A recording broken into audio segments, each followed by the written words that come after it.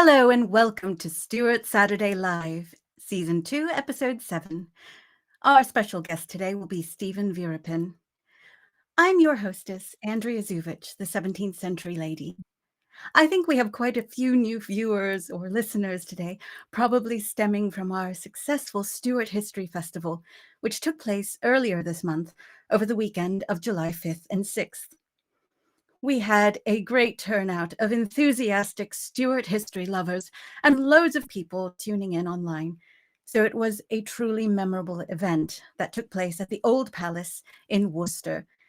Thank you to everyone who came. It was a pleasure to meet you all. And I thoroughly enjoyed the talks and lots of the conversations that were had after and in between the sessions. I would like to thank our speakers, including Dr. Stephen K. Roberts, Justine Brown, Dr. J.D. Davies, Dr. Mark Sherwood, Dr. Isabella Rosner, Gareth Russell, and Jonathan Healy, who's in this photo with me. I hadn't spoken to Jonathan in person since we both filmed a historical documentary series called Charles I, Downfall of the King, I think back in 2018. So it was particularly nice to catch up. I was part of the session Stuart's Sex and Scandal Over a Century of Passion, here with the lovely Justine Brown and Gareth Russell. We had a chat about Arbella Stuart's sad life, Charles II's Restoration Court, with figures such as Barbara Villas, Hortense Mancini, and Nell Gwynn, among many others. It was a fun chat and over far too soon, but I really enjoyed it.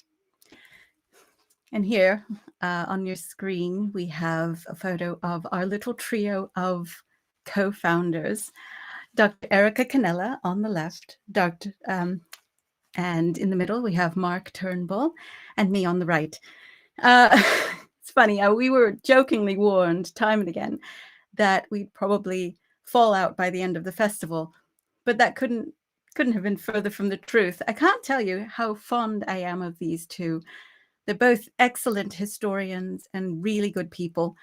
I learned a lot in this whole process. I mean, it's really complex, and there's a lot more to it than many other things. There's so many things to keep on top of and to organize and to plan. And I'm so grateful to have been in such a supportive team. Well, the Stuart History Festival had two sponsors, Orland Media, which produces this show, and also the Battle of Worcester Society, which is a historical society and registered charity dedicated to promoting and protecting the fascinating and important heritage surrounding the Battle of Worcester of 1651, which is one of the most significant events in English history. I'm delighted to say that the Society asked me to speak to them, so I'll be heading back down to Worcester on Thursday, July 31st, to talk about the bold and beautiful Barbara Villas, Charles II's most infamous mistress, who is the subject of my biography, Ravenous. There is a link under this YouTube video so you can get your tickets for this event, but you can always buy them at the door. I will bring some copies of my books, which will be available for purchase after the talk, and I'll be happy to sign any copies you bring from home. This month's guest is Dr. Steven Veerapen. He was born in Glasgow and raised in Paisley. Pursuing an interest in the 16th century, he was awarded a first-class honours degree in English, focusing his dissertation on early modern representations of Henry VIII's 6 wives. He then received a master's in Renaissance studies, which looked at Renaissance-era visual and literary representations of the later Tudors, and a PhD investigating Elizabethan slander. His research interests include early modern Anglo-Scottish relations and representations of authority and resistance in early modern drama. And although his non-fiction work is mostly associated with the late Tudor or Elizabethan periods, he has certainly made a mark with his work on Stuart King James VI with his book, The Wisest Fool, The Lavish Life of James VI and I, and his book, Blood Feud, Mary Queen of Scots and the Earl of Moray. He is also a very popular best-selling author of historical fiction, including the Simon Danforth murder mysteries and the Christopher Marlowe spy thrillers. Joining us live from Glasgow, please welcome Dr. Steven Veerapen. Hello. Hi, Andrea. Thank you very much for that very lovely introduction, and congratulations on the History Festival as well. Thank you so much. I'm so pleased that you could be here today. I've long wanted to have a nice chat with you, so I'm so thrilled. Well, I'd love to know, first of all, what first got you interested in history? Oh, that's a very good question, and I'm not sure it's one I really have a clear answer to. I feel like I've always been interested in history. I was one of those kids who, when we had to study the ancient Egyptians, for example, I was obsessed with it. So I spent that entire year of my 6-year-old life reading everything I could and watching everything I could about the ancient Egyptians, then ancient Greece, then ancient Rome, then the Tudors. So I've always been interested in history. Where it comes from, I don't know. Well, that's brilliant, because I can totally agree with that, because I felt like that way too. And it's such it just fascinated me as well. All these different cultures and events in the past and different civilizations, they're just so intriguing and exciting. So yeah, I get where you What I come love from. as well is everyone seems to have, well, everyone interested in history seems to have their own kind of bit of it that just resonates so well with them. Some people just love the Victorians, some people love the Tudors, some people love World War II, love studying World War II in that whole era. Yeah, There's something for everyone. I agree. Wow. Yeah, we do see that there is a lot of interest, and the popularity seems to have. I suppose people tend to go for, I don't know, ancient, periods, maybe medieval, Tudors, very popular, Victorian, and the World Wars. I think those are the ones that generally get a lot of attention. I'm wondering, why do you think so many people tend to ignore the Stuart period between 1603 and 1714? I mean, have you noticed something about that? Oh, yeah. I feel quite often, particularly in pop culture, after Elizabeth died, nothing happened until Queen Victoria took the throne. At least that's, if you just look at popular documentaries, you would be forgiven for thinking there was just this big black thing happening. Why? Yeah. Why is that the case? I have given it thought quite a lot, and I think it really goes right back to the iconography of particular periods.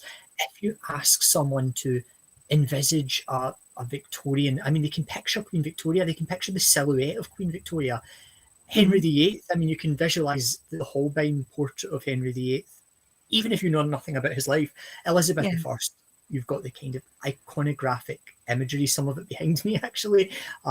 The Armada portrait as well, that kind of thing. Now, I'm not saying that the Stuart period had no great iconography. It did. But I think most people would struggle to kind of identify or even distinguish between different portraits from the Stuart period. A lot of the portraits, particularly of men, and it's the same thing with the Georgians, they kind of look the same. Like all of these guys kind of look like each other. I love it. I mean, you're fabulously dressed today. A lot of the dresses in the portraits kind of look similar, so it's difficult to distinguish a lot of Stuart ladies from other Stuart ladies. When you see the kind of ringlet hair and everything, they all kind of look the same. So I think that's it. I think it's just that there's no absolute landmark portraits where people can instantly point out, oh, that's so-and-so, that's the figure of the Stuart period. And James as well. I mean, James, as much as I loved writing about him and think his life is a fantastically interesting soap opera, his portraits are all kind of similar to one another. They do look very similar. It's true. Yes.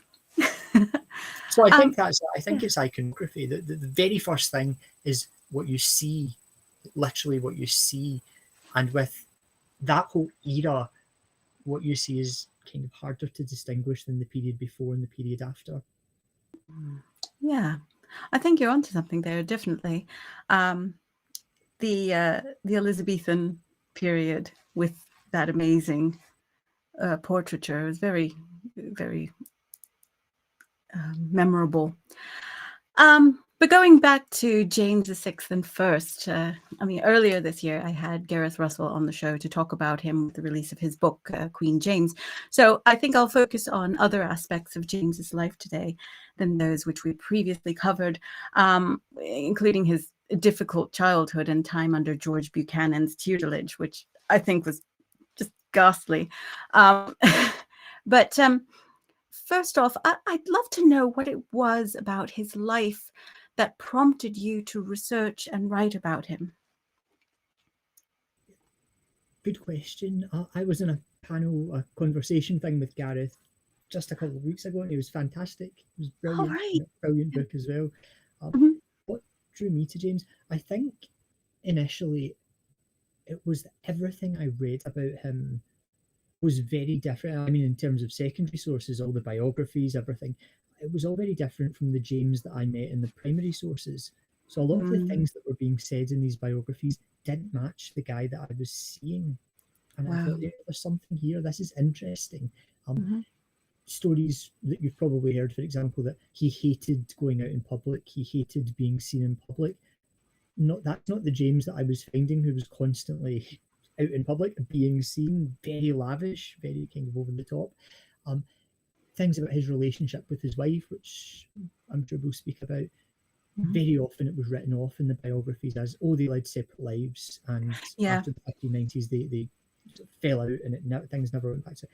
No, that's not what I saw in the primary sources. In the primary sources, they were together throughout. The idea of kind of separation didn't exist in the period. So I was just really interested in this kind of untold story, and that, you know, this James that I was finding wasn't the James that I'd read about so often. Yeah, well, that's incredible, and I'm thoroughly enjoying your book, by the way. It's really, really good, and I'm learning loads. So I've got the paperback, and I loved how you began it. One of the things you did in the beginning is you mentioned that one of the one of the portraits, you said, hidden away in England's National Portrait Gallery is a 19th century engraving titled James I and his royal progeny. It depicts James looking somewhat like a deflated Father Christmas, and I love that. It was fantastic, just spot on. It's great. Yes, there's a lot of these woodcuts, and I had a look at that one. Yeah, bang on. But there is so much, and I think you're right. And I found this in my own research about Barbara Villas, who's much later. But she's often described as having flaming red hair, for example, and I found nothing like that in the primary sources. So I know what you're talking about that it's totally different from what, you know, some secondary sources say versus what contemporaries said at the time. So that's very interesting. Your book is entitled "The Wisest Fool," which probably is a nod to the oft-given phrase calling him the wisest fool in Christendom. What are some of the things you learned about James or peripheral figures in his life that surprised you or altered your perception of him? I mean, do you reckon he deserves to be labeled a wise fool? What do you think? Good question. Yes, does he deserve it? Yes, but not for the reasons that quote was applied to him, which was that he was supposedly wise in very small matters, but a fool in great matters. That was the claim that was based on. And I would say the opposite was probably true. He was actually wise in the big things, in a lot of big matters, but he could be foolish in small personal matters quite often. What I found that surprised me about him was that there was a lot of kind of overlap in various different aspects of his life. And what I mean by that is family was the key thing for me. That was the kind of key that unlocked his character for me was he was talking about family all the time. So he was talking about family in his personal life. He was talking about family in his political rhetoric. He was talking about family in his private letters, in his speeches to Parliament. It was like a recurring theme. It was something he kept talking about. That I found interesting because that's when I started to connect the threads, connect the dots, I should say, and get a bigger picture of this guy. And it did, you asked about peripheral figures in his life. I found that he was virtually adopting certain people into his family and calling them his family, calling them family members. Others weren't invited into that kind of charmed circle. So that's what I kind of understood and knew about James. And it made sense to me. I know this is kind of called psychology a little bit, but I thought when you look at his childhood, which you mentioned, you can see this lonely kid. Yeah. It makes sense. You kind of see, oh God, he was really obsessed with family. He was trying to construct a family around himself. Now, it wasn't just because of his emotional needs, although he was a very emotional man. It was also to present himself as this patriarchal monarch. Yeah.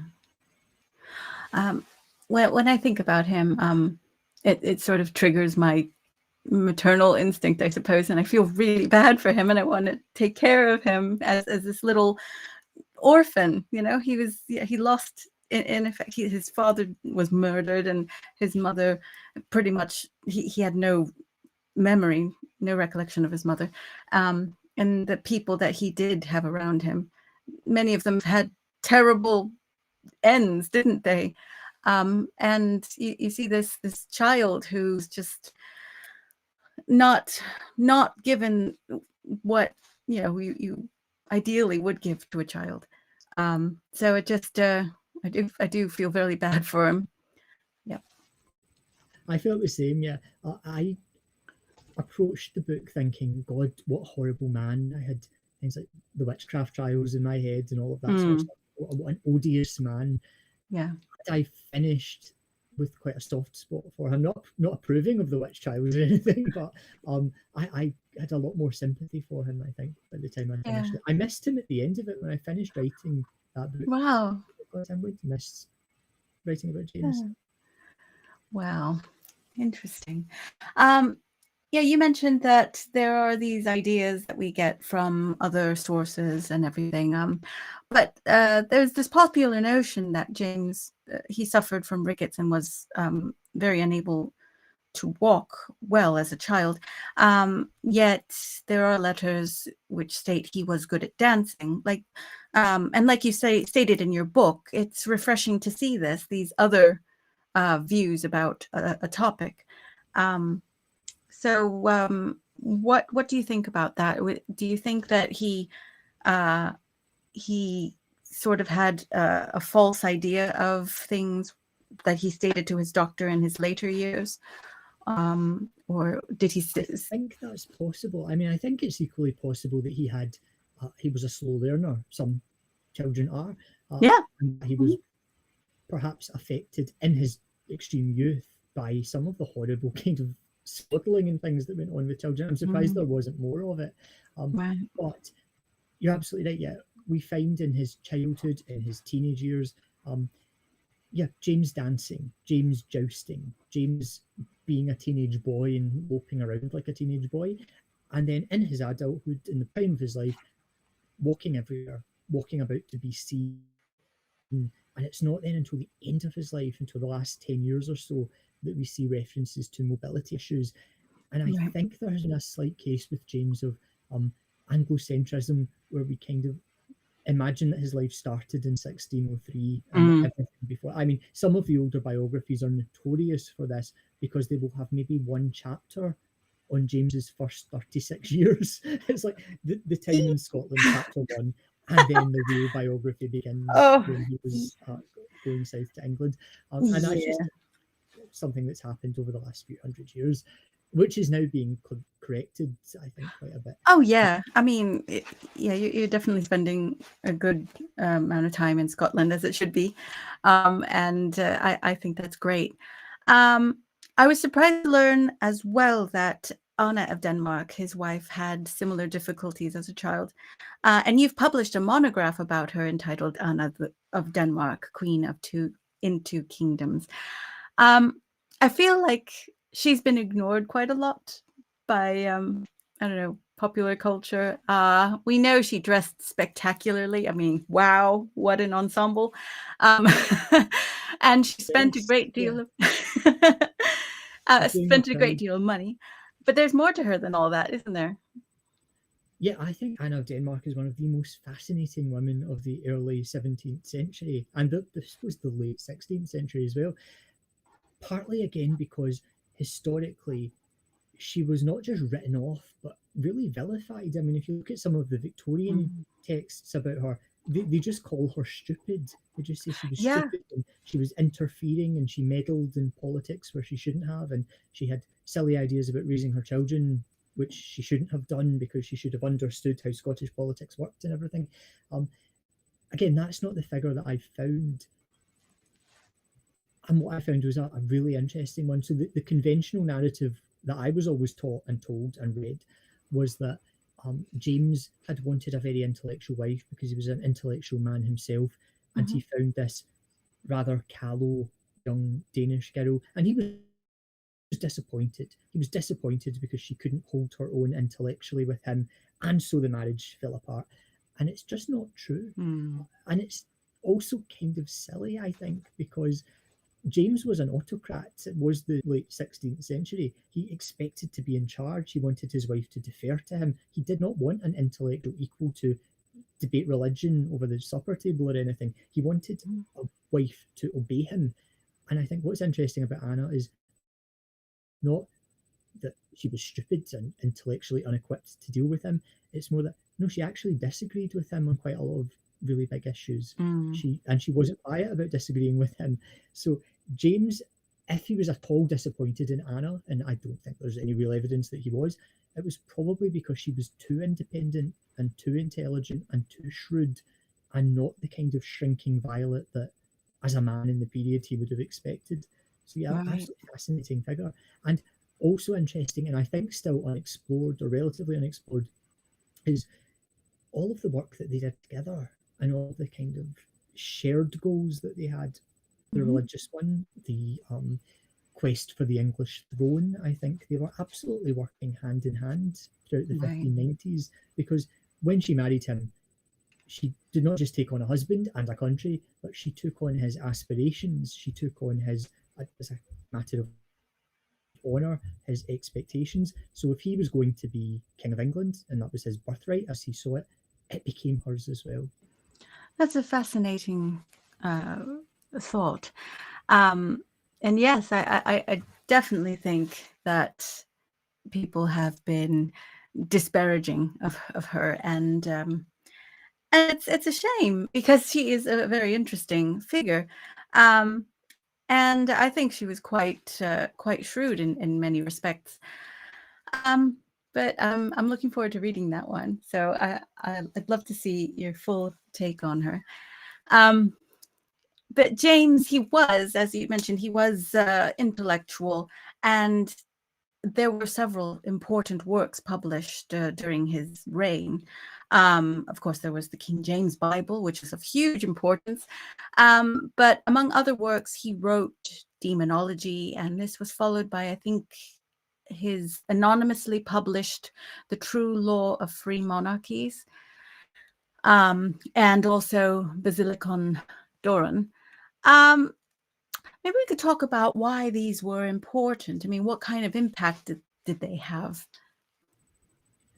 Well, why these were important, I think, was, and it sounds silly to say it, because they were written by a king. So that was their primary importance. These weren't just written by anyone. These were written by, particularly the tracts on ruling, the Silicon Doron, True Law of Free Monarchies. These were about governance by someone that was actually governing at the time. And we don't have that many texts like that. I mean, not all monarchs were writing handbooks on how to be a monarch.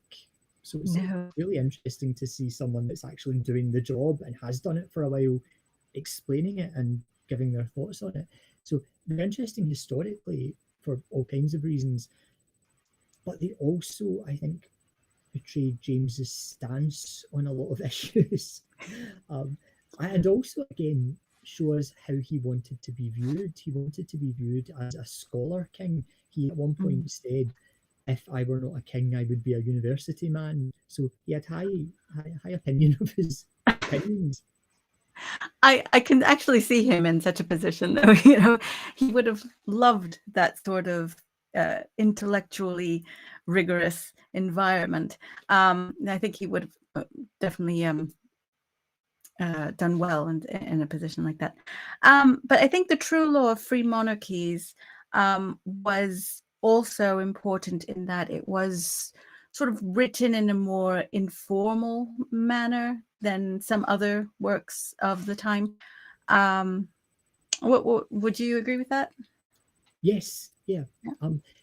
One of the things that we, I suppose, now can do is look back on these things and think they were part of a campaign or something. But no, I think, for example, Basilican Doran as well, which was almost like the true law of free monarchies expanded, was written ostensibly for Prince Henry, James's son, and then it had a wider sort of audience. So I think these things were always performative. They were always intended to perhaps not be private writings, but yeah, I think it's also a mistake to think that they were James standing in a parapet and trumpeting his ideas to everyone, which he did on occasion. I mean, he was absolutely capable of that as well. Wow. Further to these other things, James also published a counterblast to tobacco in 1604. In this, he opined that it was a custom loathsome to the eye, hateful to the nose, harmful to the brains, dangerous to the lungs, and in the black stinking fume thereof, nearest resembling the horrible Stygian smoke of the pit that is bottomless. So, not a fan of tobacco, eh?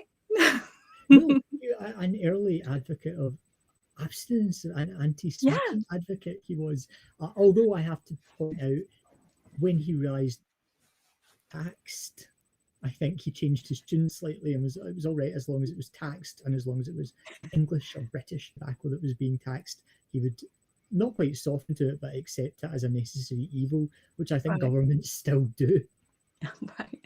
Well, I was really surprised about this when I first read it in my undergrad days, and I was like, "Whoa, this is like really early on." So I was pretty surprised by it. What's so interesting? Yeah, so you've got this stuff that looks really forward-thinking, and then you've got stuff like demonology, and also I suppose the Silicon Doran and True Law kind of looks backwards, but that's us sort of having the value of hindsight, I guess, because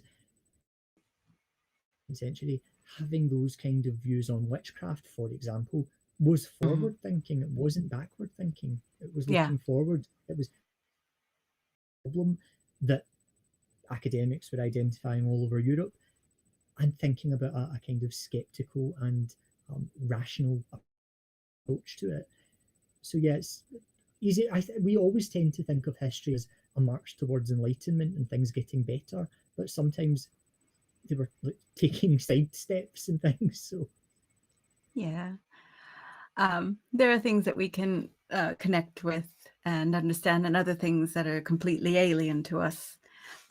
So it's all fascinating. I find it's an extraordinary thing. That's why I love the study of history, because we are able to, look at humanity and the human condition and everything, and it's just fascinating. So next, I'd like to know what you think of him, of James, as a father. Like, what kind of father was he to his 3 surviving children, Henry, Elizabeth, and Charles?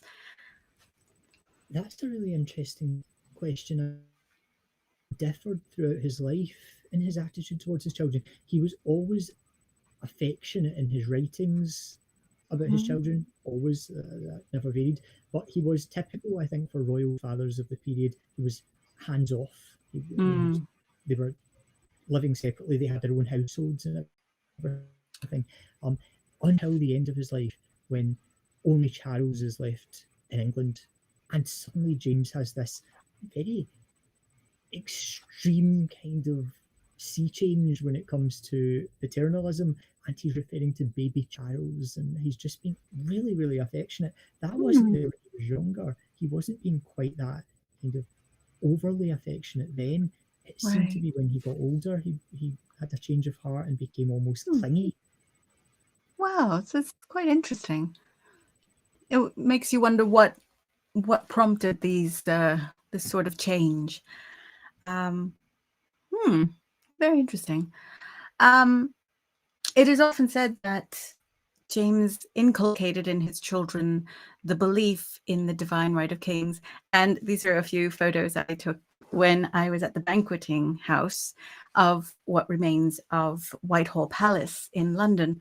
And it's hard to see from here, but these were all Rubens paintings, and there's a bit right there. I don't think you can see it right there very well, but it's James, and there's this wonderful scene around him, and this is often connected with the divine right of kings. What was this? And do you agree that he did this? Yeah, those are stunning images, wonderful images. Thanks. Not Yeah, as clear as I'd like them to be. Sorry. James, I think, got such a bad reputation historically because he wrote down in True Law Free Monarchies and Basilic and Doran his views on the divine right of kings. What was this?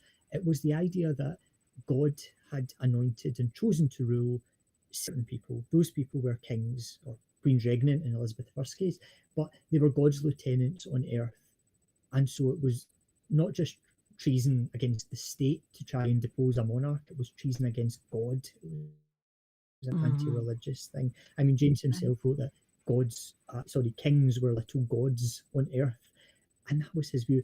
And he's really been slated for this because, well, for obvious reasons, it's not in a secular age a particularly popular thing to argue, and it has been kind of debunked, really. Even I think the religious don't tend to believe this, but James believed it. Now, it wasn't unusual. One of the things I always want to point out is Elizabeth I had similar views. Mary Queen of Scots had similar views. Henry VIII had certainly had similar views. They all thought that God had appointed deputies on earth, and those deputies were monarchs. So why does James get so heavily associated with it? I think it's just because he wrote it down. So he actually codified these beliefs and left us in no doubt as to what he thought. Whereas, yeah, with Elizabeth I, she might say it, Henry VIII might say it, but they weren't writing books arguing in favour of it. So James's beliefs were not, again, backwards. They were forwards thinking for that time. They were also pretty common, I think, amongst monarchs. I mean, if you were a monarch, of course you're going to argue that God put you there. Yeah, and it was a very common belief, I mean, throughout the European courts, I believe. So they were of similar, thoughts on the subject. And that is something that is often not discussed generally. And it's good to remember that it was part of that time, and it wasn't just something on the British Isles. Yeah. Let's see. So we mentioned Henry, Prince of Wales, and he was the heir. And he had his own satellite court, I believe, and it was very different to that of his father. Could you tell us what sort of person Henry was, please? Yes, Henry was the poster boy for militant Protestantism. If James sold himself as the peacemaker type of Protestant, someone that wanted to bring all the disparate Protestant sects together and reunite Christendom, he represented, and I think this was something that James accepted. It's, again, historically, it's often been implied or outright stated between them that Henry resented his father's pacifist attitudes, or that James was worried about this son of his maybe eclipsing him or something like that. I don't think that's true. I think they were really acting as two sides of the same coin. James the peacemaker in the here and now, and Henry until his death, obviously, as the potential militant Protestant future. So Henry was representing England's sword, representing its sheath. Interesting. Yes, and for those who don't know, Henry did die at a very young age, really. I think he was a teenager, and it was 1612, I think. And he is one of those figures whose untimely deaths provoke much what-if conjecturing. I don't know if you're okay with going into this, but just let us indulge in this just for a couple of minutes, if you don't mind. Would there have been, do you think, would there have been a hugely devastating civil war with him as a king? Or, I mean, what do you think would have happened during his reign if he had survived? Has anyone written an alternative history novel about it yet? I don't know, but it would be interesting. Yeah. I don't know. I imagine that Henry would have made some of the same mistakes as Charles. To what extent he would have been more flexible, to what extent Parliament might have been softer on him, is difficult to say. But military blunders and things, I think, would have mounted up. I don't think that Henry would have been necessarily God's gift to military tactics or anything like that in the late 1620s and early 1630s. So I think, yes, England would have still went to war, would have been pulled into the 30 Years' War. It might even have done so more, bankrupted itself sooner. There might have been more military blunders, which would have really threatened Henry. There might have been fewer, which would have bolstered him up. So yeah, you get into the difficulty there of thinking, well, what other battles might have been fought and when and how would they have gone and what would have been the reaction? And it's difficult to say. It is. It is. You mentioned the 30 Years' War. And I know James does have this reputation as being the peacemaker, as you mentioned. But he was under some pressure to become involved in the 30 Years' War, especially as his daughter Elizabeth of Bohemia and her husband Frederick V were sort of directly involved in part of this. Would you please explain the situation and why James probably did not pursue military involvement? Yeah. So the 30 Years' War itself and Elizabeth, his daughter's role in it, are key, I think, to that last, let's say, 5, 6, 7 years of his reign. But James's policy throughout his time in the English throne, or one of his policies, I should say, was to marry off his children and create a kind of balance of power. So Prince Henry, when he was alive, was to go to a Catholic, or was to be given a Catholic bride. Elizabeth was to be given a Protestant husband, and this would keep Great Britain, as James would have had it, in a kind of neutral position, friends and allies on both sides of the religious divide.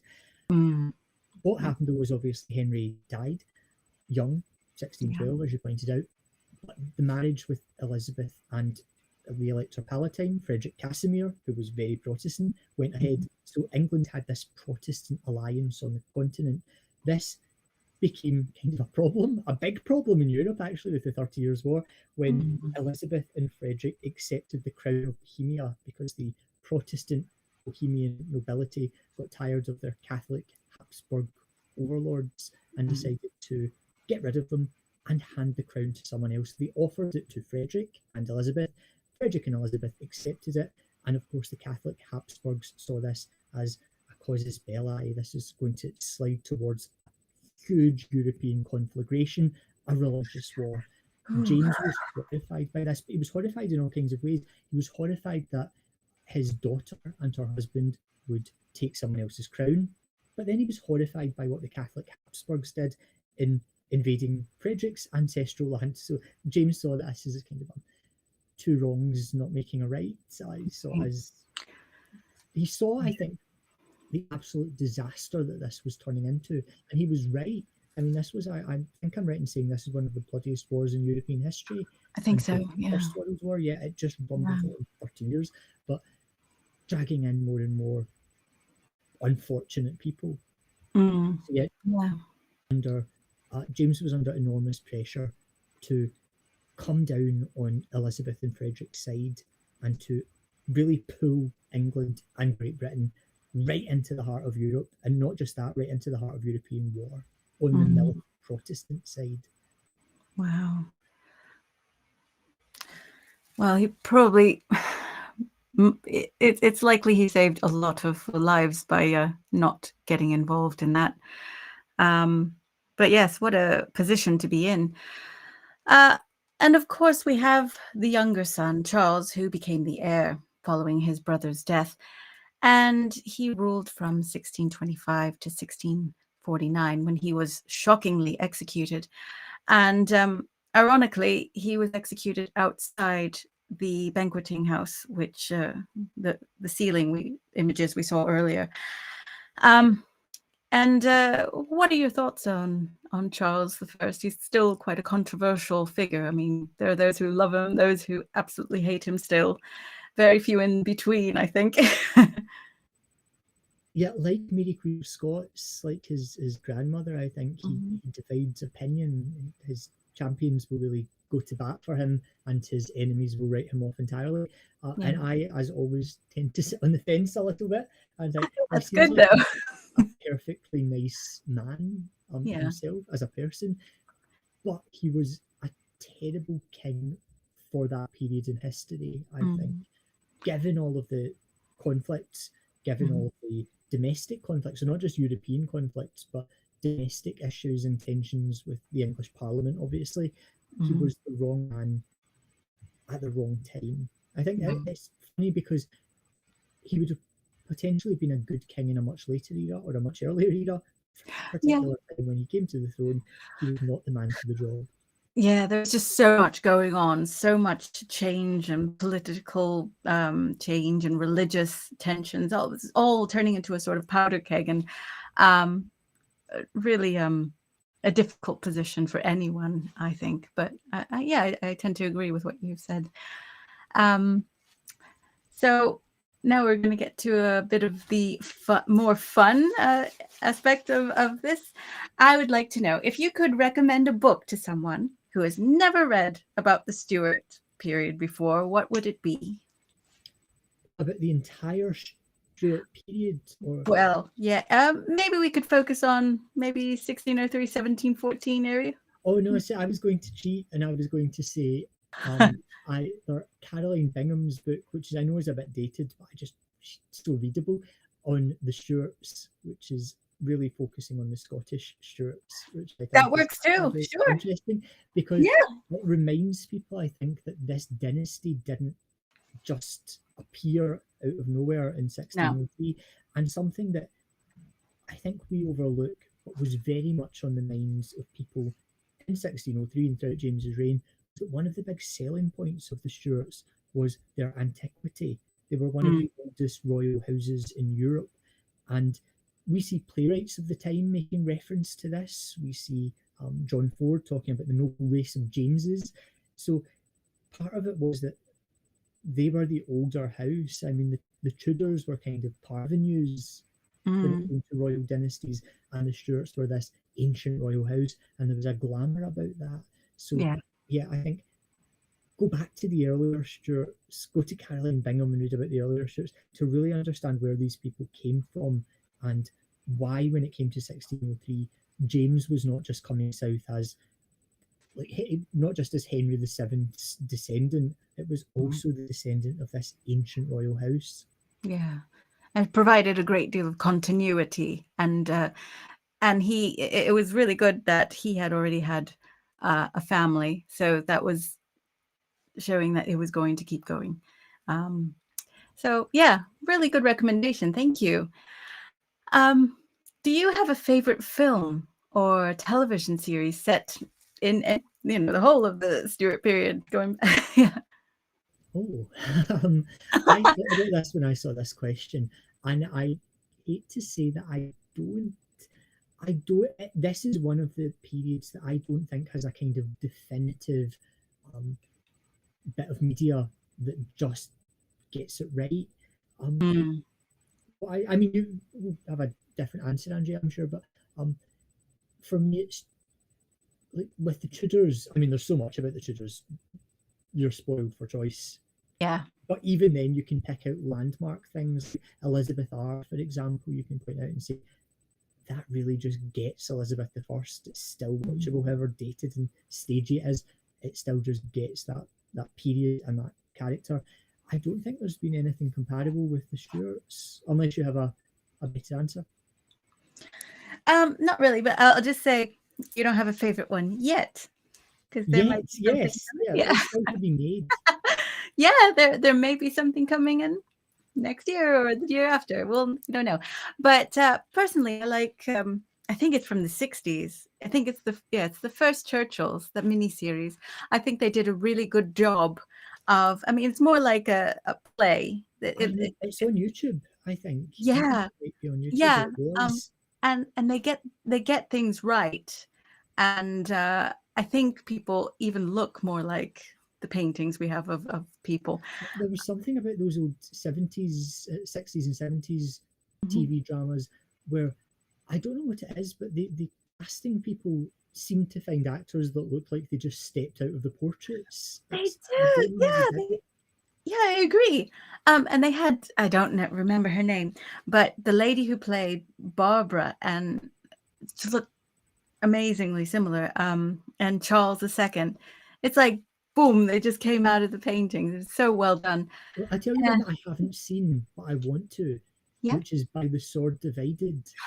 I haven't seen that either, and I I know heard it's really, really good.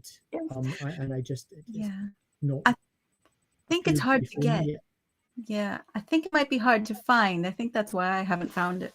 I think there's a DVD set, which is so expensive, but I'll look into it, because that is definitely one that many people who like the period do recommend. So, well, we should both watch that at Yes, some we'll point. watch it and then we'll have another chat.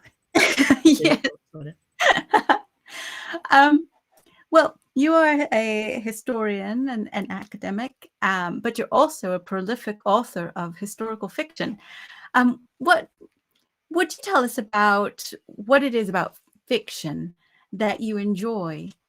Does it give you like a freedom that nonfiction doesn't? Perhaps, I don't know. I think it does, but I think the other thing is it feels to me like it's the closest you can get to a time machine where you can sort of envision what textures were like and what smells were like and things like that. But the other thing I like about it is it kind of makes me think a little bit more deeply about the past, because you have to think about practicalities. So if you're writing a biography of King James, for example, you don't necessarily think about um, the practicalities of making dinner in that period, or getting dinner in that period. You Yeah. don't think about the time it takes to walk between various sites in London. Whereas Mhm. if you go to historical fiction and start doing a bit of that, you're really forced to think about everyday living. What was it actually like? So it gives Yes. you just another view, maybe a kind of zoomed in view on the past. Yeah. I love that. That's really good. Um, yeah, there are lots of things that when we read about history, we don't really think about. I don't know, the day-to-day irritations too. I mean, like many people had lice or the fleas around, I or love that. you know, That's one of my favourite things to think whenever I'm doing historical fiction, any sort of historical fiction. I try and think what would really piss me off if I lived yeah, here. Would it be rushes sticking to the bottom of my boots or something like that? uh-huh, That's the kind of thing that would annoy me. But again, that you only think about that if you're thinking yourself into a room in the past yeah. instead of just writing about a historical figure. Wow, yeah, absolutely. I'm definitely going to get some of your books, your historical fiction, because I'm enjoying your nonfiction. So I'm sure I'll love your other your other work. Thank you. I'd love to know about your writing process. Do you listen to music while you write? Um, and if so, what genre do you prefer? And it's no, absolutely not. I need total silence, almost complete silence. I Yeah. don't know, but if I have any sort of music on, if I can hear a dog barking in the street, that kind of puts me off. So yeah, I Right. need silence Well, when I write. It would be nice. I'd yeah. love to be able to listen to Renaissance era music and have that affect what I'm writing, but I can't. Right. Yeah, my husband's like that. Yeah, he can't have any, but he does code. So yeah, similar. You have to really get into the zone and concentrate. Yeah, I listen to a bit sometimes, but I think for me, I like to listen to something that's not too crazy. Like I can't have horns blasting and stuff like that. It has to be sort of like maybe just nice, quiet chamber music. That light. So you're not listening to Yeah. hardcore trance music when you're No, I do listen to trance, but not doing research. Yeah. So well, cool. And now my favorite question. You get to choose who you invite at a fantasy Stuart era dinner party. Who would you invite? What would you serve? And who would you sit next to?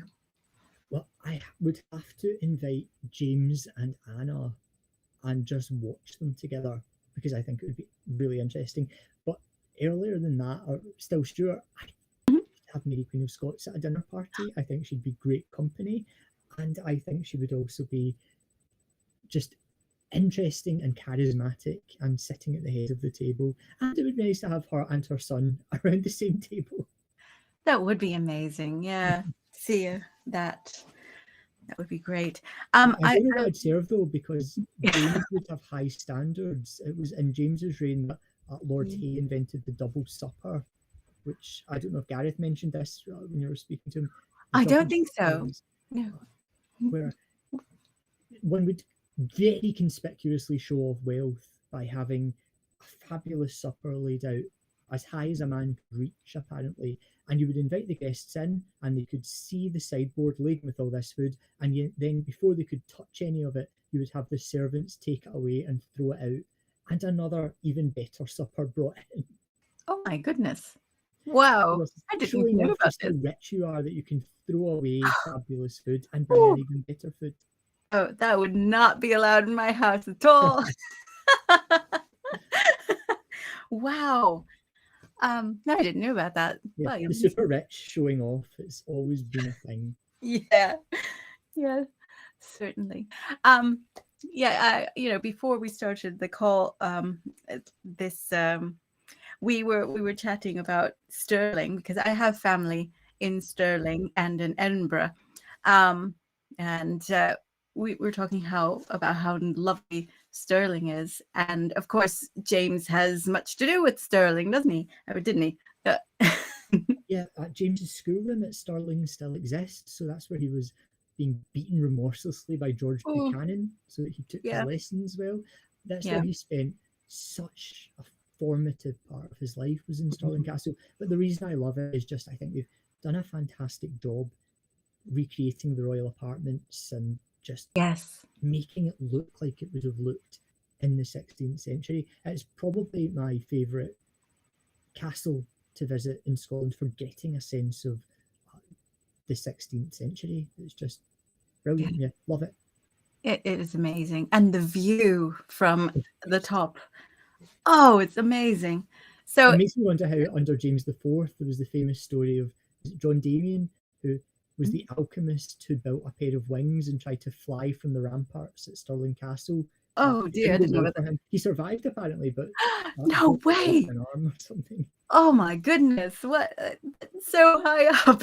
Can you imagine seeing that view and thinking, yeah, I'll take a punt here. Wow, that's a pretty mad idea. Wow. So do you have any more plans to write about any figure in the Stuart period? If not, do you have any other project you can tell us about? Well, in September I have a book on James again. I've gone back to that well. A book on James and witches coming out, and this is again being sparked by when I finished The Wisest Fool. I wasn't finished with James. I thought there was still stuff that I wanted to talk about here. So yes, witches, a king's obsession, will be out on September the 4th in the UK, I think, and then next Woo! April in the US. But then beyond that, I'm kind of cheating on the Stuarts by going back to the Tudors, but again with a Stuart connection, because I'm looking at Henry VIII and his relationship with Scotland and the British Isles. So it's looking at some of those earlier Stuarts, James IV, James Yeah. V, Little Oh. Mary Queen of Scots. Oh, that sounds fascinating. Wow. Well, so I said at the beginning of the year, this is going to be a Stuart year, and it really is. That is so exciting. Well, This year I have seen more Stuart related output and more James related output actually wow. than ever in my life. There's so much. I think because of the 400th anniversary of his death, there's just been really great stuff coming out. Yeah. Well, I'm here for it, and I can't wait. Well, that's so exciting. So thank you. Finally, do you have any other thoughts about the period that you'd like to share with us today before you go? I think my kind of message to people, and I know I might be preaching to the choir here, but it's just there are so many stories in this period that are every bit as juicy and as emotionally deep and as interesting as the Tudors. So for anyone that is, I don't know, just a bit surfeited with the Tudors, the Stuarts are always going to be waiting, and there's always going to be so much interesting stuff. Yes. Well, I totally agree with that. Thank you so much, Steven. Thank you. I thoroughly enjoyed our chat. Thank you so much. Me too. Thanks, Andrea. Thanks. Bye. Well, you could get your copy of The Wisest Fool, The Lavish Life of James VI and First by Stephen at any good bookseller. Well, I hope you enjoyed today's show with the fascinating Dr. Veerapen. I certainly did. I really enjoyed that chat. So please consider joining me again next month on Saturday, the 9th of August, as our next guest will be Mark Turnbull to discuss his new biography of Prince Rupert of the Rhine. Until next time, keep it Stuart.